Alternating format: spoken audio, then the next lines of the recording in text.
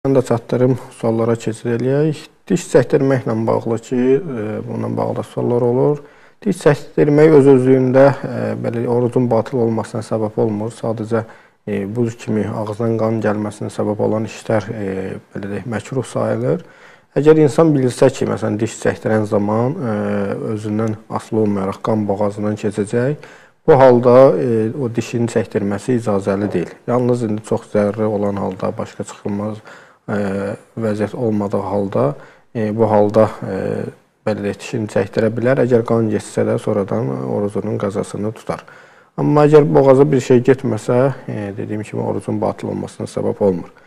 Və qulaq və gözə dərman tökmək orucun batıl olmasına səbəb olmur.